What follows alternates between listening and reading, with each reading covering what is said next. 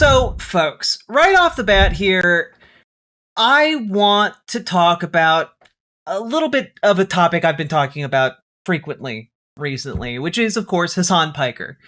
Hasan Piker has been the talk of the town in Democrat world. All the Democrats have to have an opinion. Do you condemn Hasan Piker? Do you condemn Hasan Piker? And my understanding of this has largely been that this is an opening salvo, an attempt to put the left elements of the Democratic Party and the leftist elements outside the Democratic Party that seek to influence the Democratic Party. It's an attempt to put them in their place, so to speak. They aren't a huge fan. When it comes to like Third Way and like these centrist or even conservative organizations trying to purchase politicians with lobbying money and campaign donations, etc. Those organizations, not a huge fan of like actual socialists and leftists getting involved in the Democratic Party, which is, by the way, why every single segment I implore you guys to show up at your local Democratic meetings. Like, we need to beat these guys. And the only way we beat them is by showing up at your local Democratic meeting and building that power base of, pro-working class, pro-socialist, however you want to frame it, that pro-working class segment of the party, of the base, as it were. I am here to tell you guys that before we get too deep into this, that I got some good news on this front, because a lot of you are aware that Hasan Piker kind of got into the spotlight here for like the last month because Third Way put out a letter addressed to Abdul Sayed, basically saying, hey, do you condemn Hasan Piker? Because we think he is a virulent anti-Semite, and we think he is a bigot, and he hates women, and et cetera, et cetera, et cetera, right?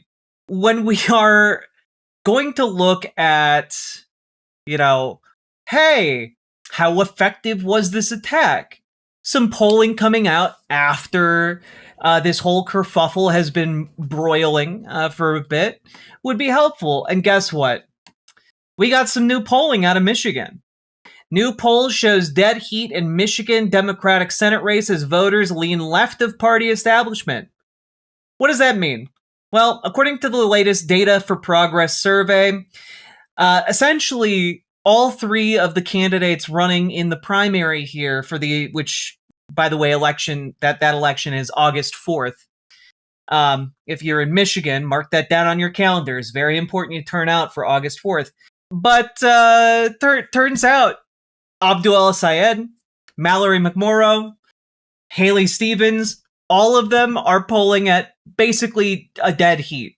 22%, 23%, but that is about it. And a full third of likely voters are undecided. So essentially this is a big improvement, because Abdul Sayed came out of relative obscurity. He's not a huge political figure in Michigan, and yet he has grown this campaign, snowballed it, and has now caught up with people who are far more backed by establishment figures within the party. I think that this is a wonderful sign. It's a wonderful sign that also it's a dead heat. And we have like multiple months between now and August 4th. So folks, one of the places where you could make a huge, huge, huge difference, and I'm just putting this out there at the top of this particular show, and I'm going to link it here, but you could go and volunteer, especially if you are in Michigan. You can go and volunteer for Abdul Sayed's campaign here. Here's a link to the volunteer page. It shows you the different steps that you can take. Here, I'll even throw it up on the screen here. You become a volunteer. You just click and sign up. You join the Slack group, connect with your local county, and then attend weekly statewide organizing calls to help get out the word. It's pretty simple. It's pretty straightforward. And also, this is the kind of thing where if you get involved in it and you build up your set of experience, you can continue to be helpful through the primary into the general. You can build up your credentials so that you can be more helpful. You can like jump into like coordinating roles right from the get-go if you seek to volunteer in future campaigns. There's like a lot of really good things you can do if you get involved. And we need as many people as possible to go get involved on the ground level in Michigan. This is a place where you can genuinely make a difference. Because if it's a dead heat right now, it means every single vote counts. Every single vote that gets cast in this primary has the potential to sway who comes out the victor. Okay? So you need to start going and organizing in Michigan. If you haven't, get involved behind Abdul Sayed, because guess what, folks? He's the best shot in Michigan. For the folks on the left, for the folks who like and support the working class, he's the best shot. Go get involved. That's my pitch at the top of this. He supports Medicare for all. He supports worker rights. He's a great dude. Go volunteer, okay? Now, I say all of this because, number one, it's great news. Number two, if anything, the whole scandal with Hasan Piker does not appear to have harmed Abdul Sayed's chances in Michigan. And not only that, but we've been covering kind of the back and forth, and we'll get to one of the Hasan detractors, who is a political figure many of you might be familiar with, Alyssa Slotkin, in a bit here. However, I wanted to note that I think we've officially won this opening trade of blows with the establishment of the Democratic Party, because that's what this is. They tried to they launched a punch, and that punch has been countered, and that's pretty great. Oh God, was that the lady on the bulwark? We did cover the bulwark, but that was not Alyssa Slotkin. No, Alyssa Slotkin is a senator. But we do need to talk about the fact that one of the natural allies of establishment Democrats, of liberals in general, is the New York Times. And the New York Times has basically found the avatar of neoliberalism in the form of Ezra Klein. And I want you all to understand that when Ezra Klein, who wrote a book called Abundance that is being championed by essentially the establishment of the Democratic Party, these more conservative elements of the Democratic Party who want to essentially just continue neoliberalism, continue deregulating, get rid of those safety and environmental regulations, just focus on building, supercharge the economy, etc. That's the kind of guy he is, right? Undercut all those regulations that were written in the blood of workers, that were written in the blood of people who were exposed to, deadly pesticides and pollution, etc. But in the name of progress, even he wrote a piece. And I wanted to just share this with you because I found this wild. And this is from a couple days ago. This is why there's no liberal Joe Rogan by Ezra Klein. And there you have it. Again, you got Hasan Piker, you got Abdul Sayed over here. And Ezra Klein, he faffs around a little bit in this opening, basically describing what Joe Rogan is, describing who Hasan is, etc. Streamer has said offensive things isn't really a news story, but then Abdul El-Sayed, the more DSA-ish candidate in the Democratic Senate primary in Michigan, began rallying with Piker. That led Third Way, a centrist group that previously demanded that Democrats draw a line in the sand and shun Hasan Piker and his fellow Jew haters. Hasan Piker is not an anti-Semite, to send a letter to El Sayed demanding details about how closely you align with his most abhorrent views. Jonathan Greenblatt, the head of the ADL, said Piker reflected the dangerous normalization of anti-Semitism in our politics. Politico then asked a number of possible 2028... Just a real quick aside about Jonathan Greenblatt. This is the same guy who had no problem at all with Elon Musk throwing multiple Nazi salutes. Just as an FYI. Just as an FYI. But yes, all right. I think there's rather a lot wrapped up in this controversy, so let's take it piece by piece.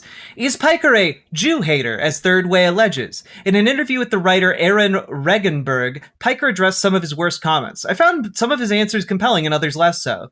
The comparison of liberal Zionists to Nazis, for instance, is repugnant and not much improved by Piker clarifying that he opposes ethnostates. Well, wait. Not to nitpick here, but if you conceive of Zionism as a project of building a ethno-state, then I think that, yeah, there is a certain analog there with the Nazi Party's mission of, Aryanization, etc.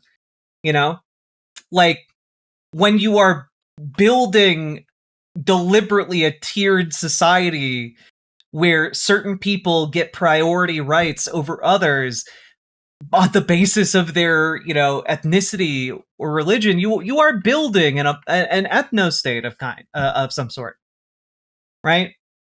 And it's frustrating to have to clarify this, What you're describing is an explicit apartheid system that is in service of perpetuating this ethno-state that is married to a settler colonial ideology that is then expanding the ethno-state. It's very, very wrong. It's very, very wrong. Also, what made the Nazis notable wasn't their support for an ethno-state. Ethno-states are common. No, they're not. It is not common. Oh my god. Okay, so, I skimmed this, so I did not read this part of Ezra Klein's argument.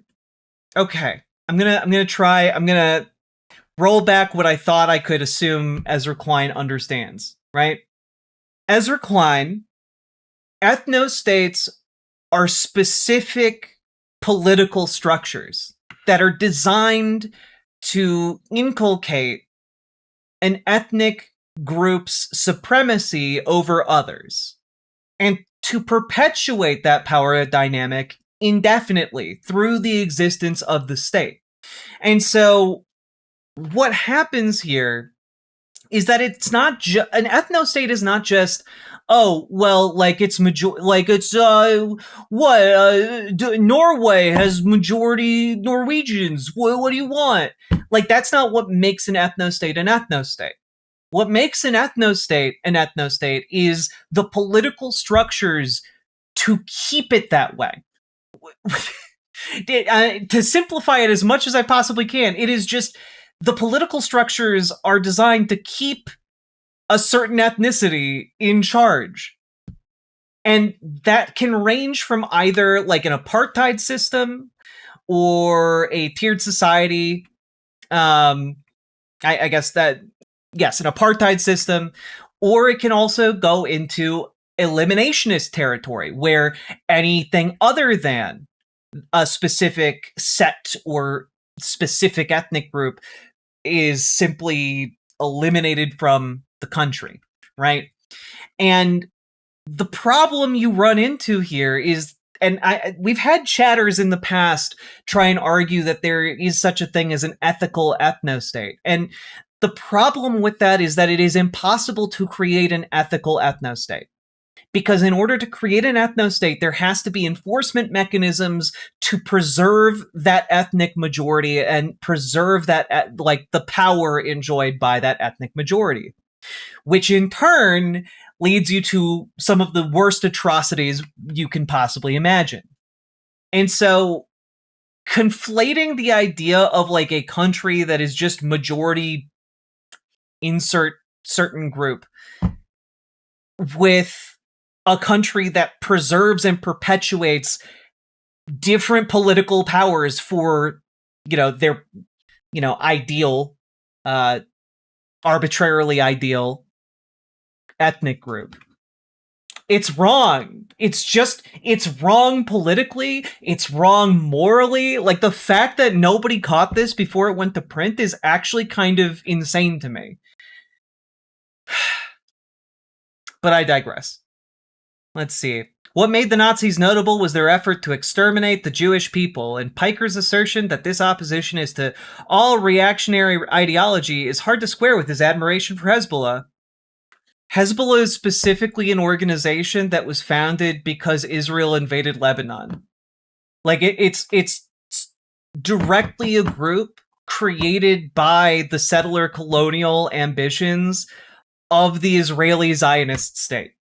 So Hezbollah is, I guess, reactionary in the sense that, like, they were founded in reaction to something, but it's a reasonable reaction to repel invaders. That is a reasonable course of action. But, okay, moving on. But to focus only on those comments is to miss much else that Piker has said and believes. He has also said, from pogroms to the Holocaust, Jews have always been singled out by those in power as a scapegoat for the instability and economic volatility that people in power caused. A resilient, nascent anti-Semitism is a constant threat. He has called anti-Semitism gross, immoral, and a hate crime. He's promoted John Ossoff, a Democratic senator from Georgia who is Jewish, as a 2028 presidential possibility. In previous presidential primaries, Piker supported Bernie Sanders, who is also Jewish. It's an unusual form of Jew hatred that calls out anti-Semitism and promotes Jewish Americans for the presidency.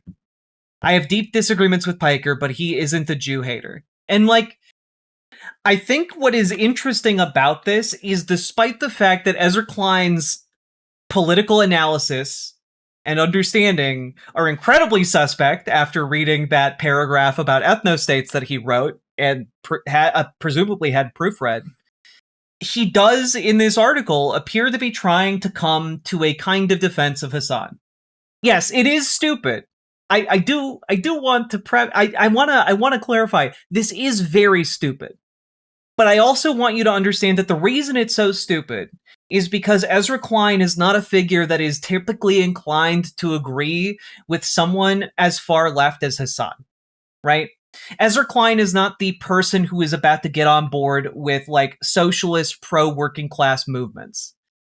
And the fact that he is writing this, as confused and as flawed as this piece is an indicator that I think we're winning. We are winning this Democratic Party civil war. Okay? That, I believe, is what is happening here. Because you don't get Ezra Klein to write this kind of stuff. To be like, well, let's be real here. Hasan Piker, he's not what these centrist think tank folks are trying to lead us to believe. That's a huge defeat for their first attempt to try and smear the left. And I think it's an indicator that the left in this country has become more resilient since 2016. I know a lot of people still talk about, what could have been with 2016, et cetera, et cetera, et cetera. But I think one of the lasting gifts that has been fostered over the years since Bernie Sanders' historic attempt to win the White House has been this ground swell of people getting organized. Like what happened in Minneapolis in response to ICE, what happens with the mass organizing on No Kings. And folks, just as a reminder, May 1st, No Kings, don't go to work. General strike, No Kings protests, let's go. Okay?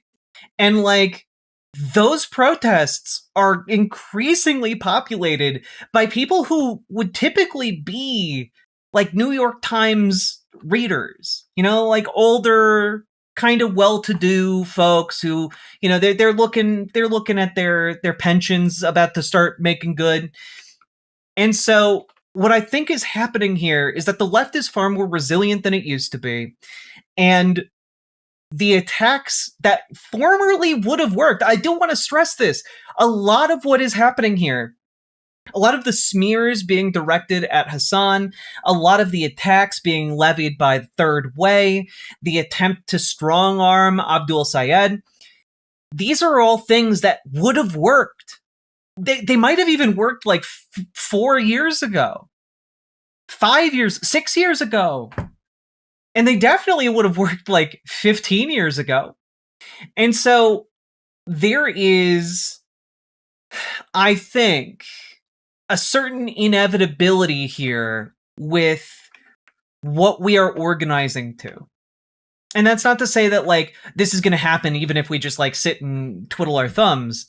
Like, it's still going to take a whole lot of work. This conflict isn't over by any means. But like Ezra Klein points out here, we are living through a rupture in both the meaning and the reality of Israel. A Gallup poll from February found for the first time that more Americans sympathized with the Palestinians than with the Israelis. Among Democrats, the gap was overwhelming, with 65% who sympathized more with the Palestinians and 17% with the Israelis. The difference, I have argued, is largely generational. Older Americans still view the Israelis more sympathetically, but among Americans 18 to 34, 53% sided with the Palestinians and 23% with the Israelis. This is new. Before 2023, young people and Democrats were more likely to side with the Israelis. And, like, this is effectively, I don't know, I think it's really interesting to see. Like, throughout the rest of this article, anti-Zionism is rising as a response to what Israel is doing. It will simply not be possible to treat it as a marginal viewpoint that can be shamed or shunned into invisibility. Yes, anti-Semitism often cloaks itself in anti-Zionism, so don't do the anti-Semites work for them. If you keep telling people that if they oppose the Jewish state, then they must hate the Jewish people, eventually they will believe you. Which, that's Ezra Klein making a very different point from what he has historically argued. This is a shift from him, I believe. And what he is effectively saying here is just, well, establishment Democrats, you keep conflating Israel with all Jewish people, and this is going to lead people to conflate the actions of the state of Israel with all Jewish people. And when you look at what the actions of the state of Israel are right now, the way they've treated Palestinians, the way they have genocided the Palestinians, the way they're currently engaged in settler colonialism, it is deeply hateful shit. It's why one of the biggest harms right now and biggest contributors right now to the rise of anti-Semitism are these pro-Zionist Democrats who keep going out there and making that conflation. It is very interesting, to say the least. This piece is interesting. Beneath this is an important principle. Conversation is not a reward to be bestowed on those with whom we agree. It's a necessary habit in a democracy. The point is not to find agreement so much as to deepen understanding. To talk with others is to believe in the possibility of change, theirs and your own. Whether you like everything that someone has said should be severed from the question of whether that person is worth talking to. Well, that's not true, because Ezra Klein hasn't talked to me. Okay? Like, this idea that, well, we just need to talk with everyone. Well, you're not talking with me. Checkmate. But also, just want to point out his next comparison is just awful. The space for such conversations was once wider. In 1968, William F. Buckley Jr., the arch-conservative founder of National Review, hosted Eldridge Cleaver, the Minister of Information for the Black Panthers, on firing line. Neither man was there to endorse the other's politics. But William F. Buckley Jr. had a conservative agenda. Again, this argument that all political actors in a democracy are operating in equally good faith is just incorrect. And this is one of the reasons why I said, this piece is going to be deeply flawed. but it is essentially acknowledging that, like, how much to get you to debate with Ezra. Xendu genuinely have no idea what it would take to get a debate with Ezra Klein, but it'd be very, very funny. God, I'd be willing to do it. I think I would I would rough him up a little bit. One of the problems that we're dealing with right now in online discourse, you might have noticed that there's been a decline in like online debate content. And really, there are only a handful of places online that even do it anymore. And one of them being like Jubilee. Almost none of the people going on Jubilee are like good faith interlocutors. They're all angling to become like Fox News hosts or Daily Wire talking heads. Like they're on a career path, right? Like the conservatives that they bring in on that show, they're there to like they're there to do their jobs that they're paid to do. They're paid to make these arguments. And, you know, there have been more and more reports coming out of like, you know, MAGA influencers who remain anonymous in the reporting, talking about how they're like, they don't actually believe Donald Trump's like the second coming of Christ. They do it because they get paid. And like, yeah, it's true. When Ezra Klein says we need to talk to more people, he always is going to mean more conservative people.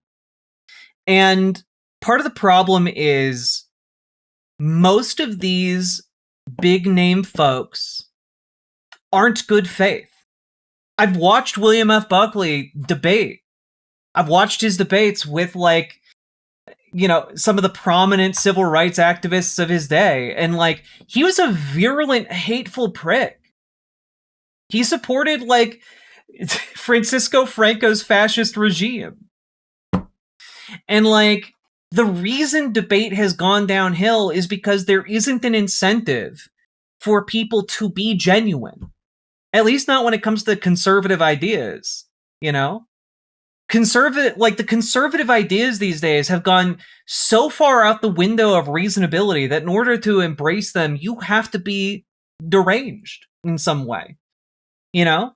Like, if you're out there being like, well, it's actually a good idea for Donald Trump to be blockading the Strait of Hormuz right now, like, you're out of your goddamn gourd. You're just nuts. You're just gone. Didn't he debate James Baldwin? Yeah, he did debate James Baldwin. But like, he debated a lot of people. That was kind of like the point of his show, right? Booker admitted on Pod Save America that when he said he would never go on Piker's show, he had never heard of Piker. His communications director had read him a list of the 4 or 5 worst things Piker had said, and Booker used that as the basis for his response. But also, like, I don't believe Cory Booker. I'm sorry, I do not believe that you are unaware of one of the biggest leftist influencers in the United States. Especially when they write goddamn think pieces about him all the goddamn time. Interestingly, I will say that Ezra Klein came to the defense of Hasan Piker. And I think that is a capitulation. I think that is, you know, in Ezra Klein's own deeply imperfect way, it is an acknowledgement of which way the wind is blowing.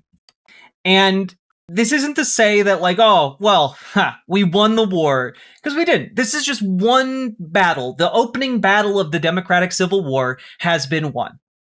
And, you know, I do want to caution you all that, like, this is not at all going to deter the New York Times from living out, okay? So, the New York Times editorial board, just to keep you all on your toes, here's how to defeat Trumpism. And it's just, it's the Hungarian election. And I gotta say, the situation in the United States is vastly different from what happened in Hungary for many, many different reasons. And I just have to say, this entire article is terrible because their entire takeaway from the Hungarian election is essentially, what if we did Kamala Harris 2 Electric Boogaloo? What if we just did Kamala Harris's campaign again? We swear it will work this time, guys. And it's really fucking stupid. Now, the lesson to take from this should be that, like, running on accountability and running on accountability for a deeply, deeply corrupt regime is something that will draw out voters and restore like trust in government. But instead, their takeaway from this is, well, actually, did you see how big Peter Magyar's tent was? Haha, it's because he didn't focus on culture war issues. And the reason he didn't focus on culture war issues is because they've been living under fucking homophobic, bigoted regime for the last 16 years that's caused like, LGBTQ people to like flee Hungary in droves.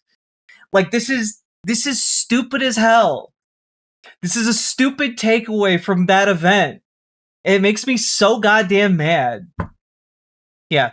The second lesson may be harder for Democrats and center-left parties in Europe to absorb. Mr. Magyar, who identifies as center-right, won partly by avoiding the social progressivism that dominates elite left-leaning circles and alienates many voters. He ran as an economic progressive and a cultural moderate, if not conservative. Yes, he's a conservative. That's not why he won.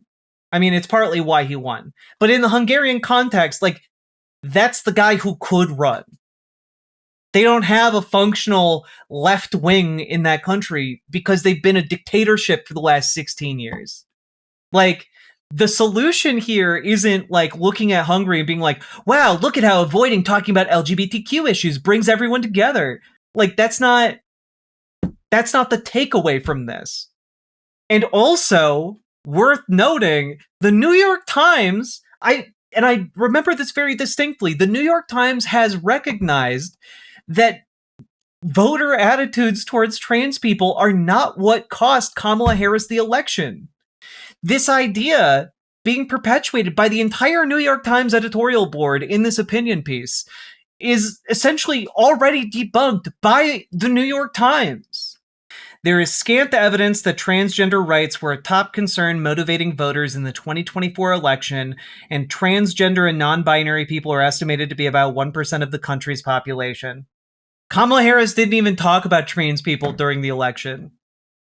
And, like, it's so frustrating to then, like, jump into an article from, like, today with the entire editorial board behind it saying, essentially, Democrats need to focus less on these trans issues, these identity, far-left academic issues. And it's just bullshit. It's just utter bullshit. Yeah, and Magyar didn't talk about gay issues in part because he's aware of the coalition he's building. He's not a dumb man. He is a conservative man. But like I have said in the past, he represents kind of conservative liberalism, as it were. The kind of conservatism that believes in democracy, that believes in, basic human rights, etc. But like, the issue is that, like, the New York Times editorial board is seeing that and just wildly misinterpreting it to essentially push their anti-trans, anti-LGBTQ agenda. This idea that you just need to throw gays under the bus and then the, conservative voters will be happy and will vote for, the Democrats. That has never happened. There is no amount of, like, throwing queer people under the bus that could possibly make conservatives happy enough to vote for Democrats while keeping the Democratic base intact. And yet, the New York Times and these other centrist and conservative liberal outlets continue to hold on to this fantasy. It's so fucking stupid. It's so fucking stupid. And I just wanted to close out by saying it's good to win. It's good to win one. And, I have my disagreements with Hasan Piker. One day I'll be bigger than Hasan, of course. Bigger than Hasan. But my disagreements are largely related to specific elements of, like, foreign policy. Substantive things that he said. And they're not related to these kinds of, like, gotcha things outside of, like, I probably wouldn't have phrased it that way, critiques. And it's just nice to see that this very transparent attack was perceived for what it was by so many people, including Ezra Klein. That I think that's fascinating. I think it's a really interesting sign of the times, and I think it's a sign that we are winning.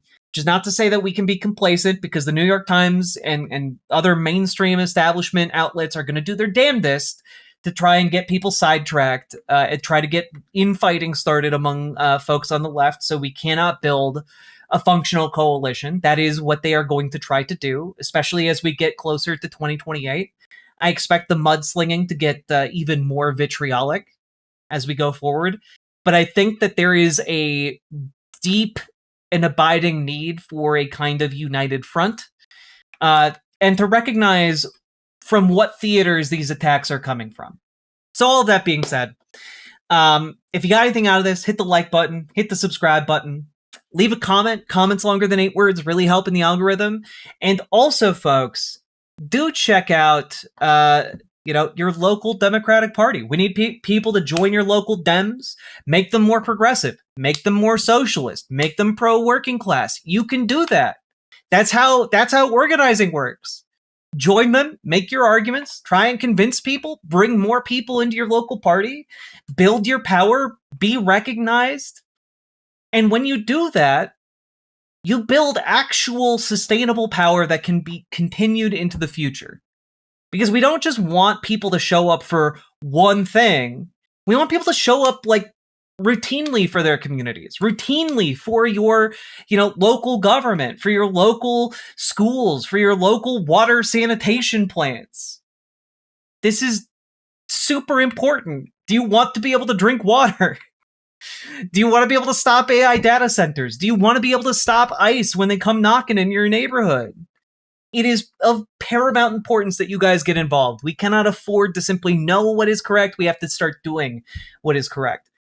And I will also say, we need folks to join your local DSA. Get your local unions organized, okay? We need to be doing more and more and more. And if you need help getting started, because I know it can be really intimidating, join our Discord, reach out to Dragonfly for help joining your local Dems, reach out to GamerG for help joining your local DSA. And if you don't want to join the Discord, you can usually find one or both of them over on riverboat.gg when I am streaming. Go do one of those things, and we'll try and help you get started, because we want to help onboard people into doing this, because I think it's very important. And likewise, I'm just going to end also by saying, remember, folks, the DSA-ish candidate, Abdul Sayed, is running in Michigan and is currently neck and neck with both other candidates in the primary.